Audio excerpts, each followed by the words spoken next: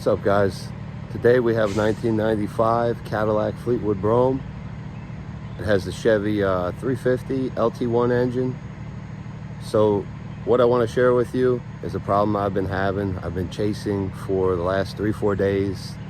Rough idle, didn't really want to start, put new plugs in it, was able to get it inside, and I ordered the distributor, OptiSpark, all new wires, basically did a complete tune-up on the car, and it still ran terrible. So I want to share with you what I found, how to fix this very easy problem. So here we go.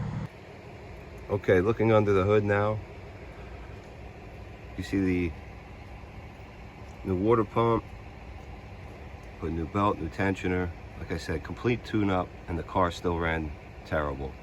So I went online, I read a bunch of forums, called a bunch of people, I changed the coil, still didn't run good. I had to put my foot all the way down to the floor to start it.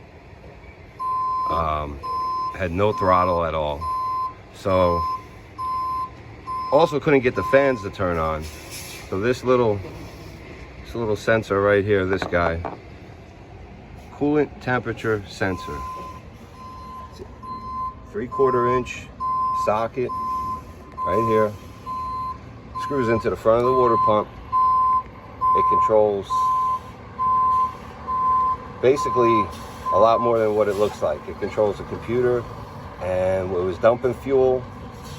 The computer was running, this sensor was telling the computer it was negative 40 degrees according to the scanner. If you have a scanner, you can hook up a scanner, that'd be great. If not, this is a $19 piece here. This is the old one that I removed. Like I said, the new one's in here. It's a 3/4 inch socket. Unplug your plug right here. Okay, and then just unscrew that. There's gonna be antifreeze that's gonna leak out, so you wanna have the new one ready in hand, screw it in fast. So as soon as I plug that in, night and day, car runs beautiful. Coolant temperature sensor. I hope I can help somebody out with this, because it took me 3-4 days to figure this out.